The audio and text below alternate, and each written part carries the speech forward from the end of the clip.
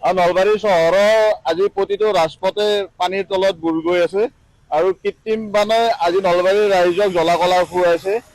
নলা নৰ্দমাসমূহ কোনো ধৰণৰ পৰিকল্পনা নোহোৱাকৈ, বিজ্ঞানসন্মতভাৱে কোনো ধৰণৰ পৰিকল্পনা নোহোৱাকৈ আজি নিৰ্মাণ কৰিছে আৰু কোনো ধৰণৰ পানী ওলাই যোৱাৰ ব্যৱস্থা হোৱা নাই।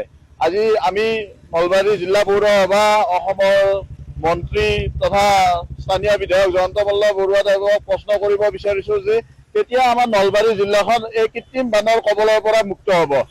আমাৰ নলবাৰীৰ স্থানীয় বিধায়ক তথা কেবিনেট মন্ত্ৰী সন্মানীয় জয়ন্ত মল্ল বৰুৱাদেৱে কৈছিল নলবাৰী জিলাখন প্ৰসৱ বেদনাত থকা বুলি, আৰু আমি তেখেতৰ ভাষাতে তেখেতক প্ৰশ্ন কৰিব বিচাৰিছোঁ যে এই প্ৰসৱ বেদনাৰ পৰা নলবাৰী কেতিয়া মুক্ত হ'ব।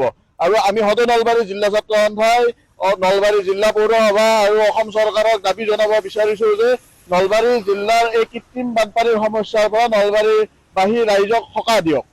বিভিন্ন শিক্ষানুষ্ঠান, নলবাৰী চহৰৰ বিভিন্ন শিক্ষানুষ্ঠানৰ সন্মুখৰ ভাগত ৰাস্তা ঘাটত আজি পানী।